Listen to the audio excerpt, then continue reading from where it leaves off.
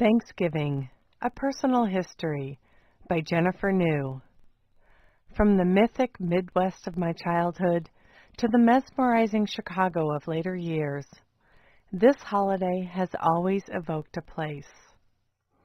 In trying to explain what was missing from her life, how it felt hollow, a friend recently described to me a Thanksgiving she'd once had. It was just two friends and her. They had made dinner and had a wonderful time. Nothing special happened, she explained, but we were all funny and vibrant. I thought life would always be like that. This is the holiday mind game, the too sweet memory of that one shining moment coupled with the painful certainty that the rest of the world must be sitting at a Norman Rockwell table feeling loved. It only gets worse when you begin deconstructing the purpose of such holidays. Pondering the true origins of Thanksgiving, for example, always leaves me feeling more than a bit ashamed and not the least bit festive. Don't even get me started on Christmas. Every year, I think more and more of divorcing myself from these blockbuster holidays. I want to be free from both the material glut and the Pandora's box of emotions that opens every November and doesn't safely close until January 2nd. Chief among these is the longing for that perfect day that my friend described, the wishful balance of tradition, meaning, and belonging. But as an only child in a family that has never been long on tradition, I've usually felt my nose pressed against the glass, never part of the long, lively table, and yet not quite able to scrap it all to spend a month in Zanzibar. When I was a kid, of course, there was none of this philosophizing. I was too thrilled by the way the day so perfectly matched the song we'd sung in school. You know the one. Over the river and through the woods, across the gray Midwestern landscape, driving up and down rolling hills, my parents and I would go to my grandmother's house. From the back seat, I'd peer out at the endless fields of corn, any stray stalks now standing brittle and bleached against the frost-bitten black soil. Billboards and gas stations occasionally punctuated the landscape. Everything seemed unusually still, sucked dry of life by winter and the odd quiet of a holiday weekend. In less than an hour, we'd turn off the interstate, entering more familiar territory. My child's mind had created mythic markers for the approach to my grandparents. First came the sign for a summer campground with its wooden cartoon characters, now caught alone and cold in their faded swimsuits. Farther up the road, a sentry-like boulder stood atop a hill, the final signpost before we pulled into my grandparents' lane. Suddenly, the sky was obscured by the long-reaching branches of old-growth oak and elm trees. A thick underbrush, a collage of grays and browns, extended from the road and beyond to the 13 acres of Iowa woodland on which their house was situated. A frozen creek bisected the property at the bottom of a large hill. The whole kingdom was enchanted by deer, a long orange fox, battalions of squirrels, and birds of every hue. Waiting at the end of the lane was not the house from the song, that home to which the sleigh knew the way. A few years earlier, my grandparents had built a new house, all rough-hewn, untreated wood and exposed beams, in lieu of the white clapboard farmhouse where they had raised their children. I vaguely understood that this piece of contemporary architecture, circa 1974, was a twist on that traditional tune, but to me it was better. A magical soaring place full of open spaces, surprises, and light.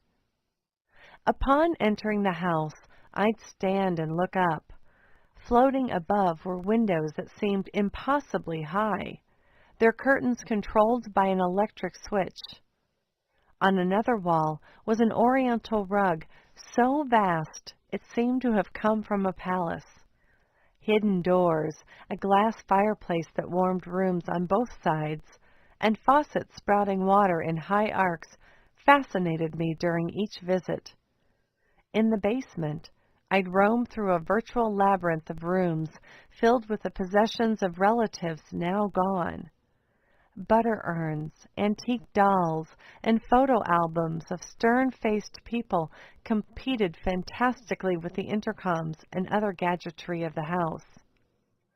I see now that it would have been a great setting for gaggles of cousins, having pillow fights, trudging through the snowy woods, dressing up in my grandmother's old gowns and coonskin hat. Instead, I recall holidays as having a museum-like hush. Alone with the friends I'd created in my mind and the belongings of deceased generations, I was content. Upstairs, a football game hummed from the TV, a mixer whirred in the kitchen, and the stereo piped one of my grandmother's classical music 8-tracks from room to room. But the house, with its carpeting and wallpaper, absorbed it all. As I'd seen in an illustration from one of my books, I could picture the house as a cross-section, looking into each room where, alone, my family members read, cooked, watched TV, and napped. Pulling the camera farther away, the great house glowed in the violet of early nightfall, as smoke from the chimney wafted through the woodland and then over the endless dark fields, a scattering of tiny, precise stars overhead. The moment that brought us there together, my grandparents, Mom and Dad, my uncle and his partner, and my great-grandmother, was perhaps the most quiet moment of all. Thanksgiving supper, held in the dim light of late afternoon, was a restrained meal, as though it were a play, and we had all lost our scripts. Only the clank of silverware, the passing of dishes, and the sharing of small talk seemed to carry us around and through it.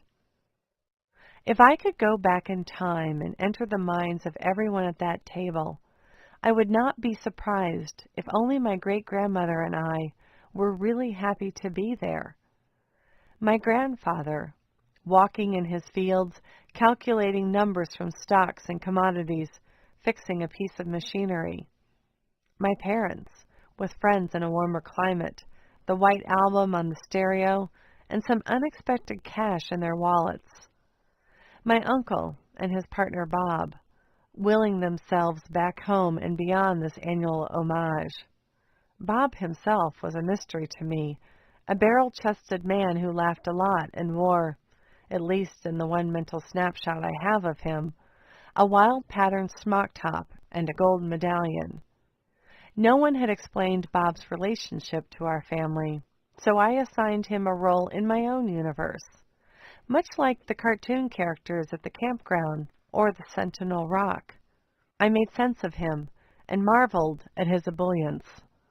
And then my grandmother, thinking she should enjoy this, but tired from the cooking and management of the meal, more looking forward to a game later in the evening. That left my great-grandmother and me. Both of us were happy to have this time with family, this mythic meal in which we both believed. And really, everyone else was there for us, to instill tradition in me, to uphold it for her. Isn't that what most holidays are about? Everyone in the middle gets left holding the bag, squirming in their seats, while the young and old enjoy it. Within a few years, though, by the time I hit adolescence, I'd had my fill of tradition. Not the boulder, the huge house with its secret niches, nor even the golden turkey, served on an antique platter that my grandmother unearthed every year from the depths of a buffet, held any appeal. Gone was my ability to see the world through the almost psychedelic, rose-colored glasses of childhood. I also hadn't gained any of the empathy that comes with age. Instead, I was stuck with one foot in cynicism and the other in hypersensitivity. The beloved magical house now looked to me like a looming example of misspent money and greed.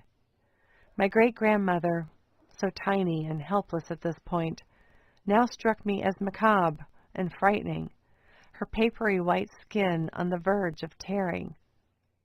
Perhaps my parents took my behavior, moody and unkind as it was, as a sign that traditions are sometimes meant to be broken. I'm not sure whether they were using me to save themselves from the repetition of the annual holiday, or if they were saving the rest of the family from me. Either way, we stopped pulling into the wooded lane that fourth Thursday in November. For the next few years, we drive instead to Chicago. My mind managed to create similar mythic landmarkers, the rounded pyramids near DeKalb, Illinois, which I've since realized are storage buildings, the office parks of the western suburbs where I imagined myself working as a young, single woman, a la Mary Tyler Moore, the large neon sign of a pair of lips that seemed to be a greeting, especially for us, rather than the advertising for a dry cleaner that they actually were. About this point, at the neon lips, the buildings around us grew older and darker, and on the horizon, the skyscrapers blinked to life in the cold twilight air. The slow enveloping by these mammoth structures was as heady as the approach down my grandparents' lane had been years earlier.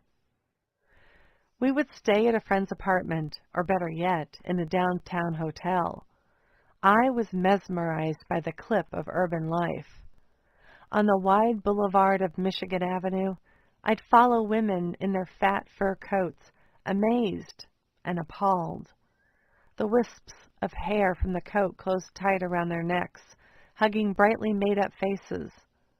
Leather boots tapped along city streets, entering the dance of a revolving door or stepping smartly into the back of a yellow cab. The mezzanines of department stores, Lord & Taylor, Marshall Field's, dazzled me, the glint of light reflected on makeup counter mirrors, the intoxicating waft of perfume on a cacophony of voices. And my parents, freed of their familiar roles, seemed young and bright. They negotiated maitre d's and complex museum maps.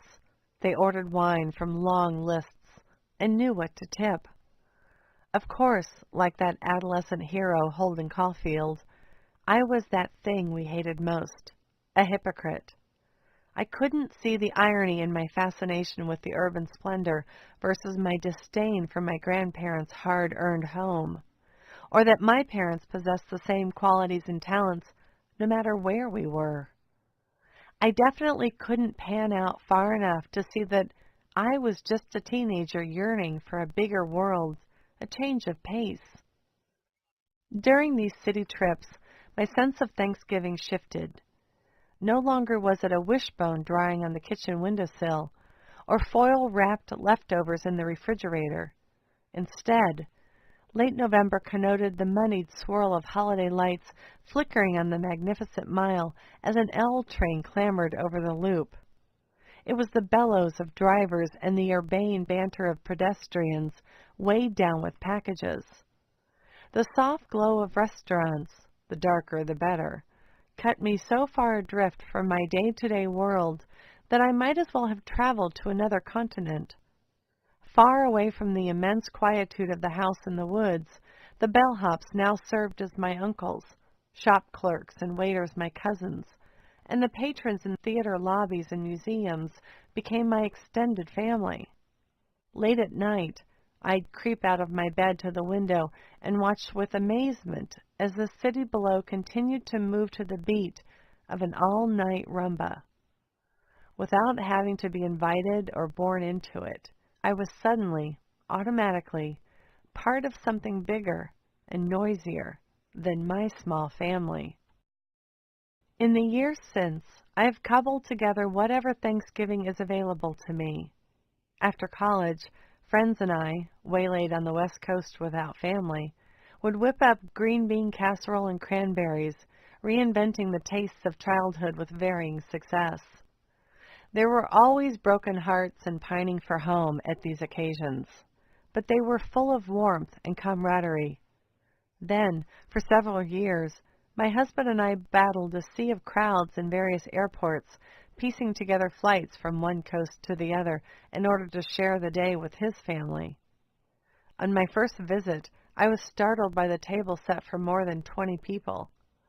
This was a family in which relatives existed in heaps, all appearing in boldface and underlined with their various eccentricities. Neuroses and guarded secrets, petty jealousies and unpaid debts were all placed on the back burner for this one day while people reacquainted themselves, hugging away any uneasiness. This family, suburban, Jewish, bursting with noise and stories, so unlike my own, made me teeter between a thrilling sense of finally having a place at a long table and a claustrophobic yearning for a quiet spot in a dark cafe, or better yet, in a dark and quiet woodland. This year for Thanksgiving, I will rent movies, walk with the dog down still streets, and have a meal with my parents and husband. Throughout the day, I'll imagine myself moving through the big house in the woods that my grandparents sold years ago. Patting down carpeted hallways, I'll rediscover hidden doorways and unpack that platter from the buffet. A bag of antique marbles will open its contents to me as the grandfather clock chimes. Counting 12, I'll look outside onto the lawn and watch a family of deer make their nightly crossing through the now barren vegetable garden, jumping over the fence that my husband and I put in their path, and into the neighbor's yard. I'll press my nose against the cold glass and wish myself outside and beyond the still of the house.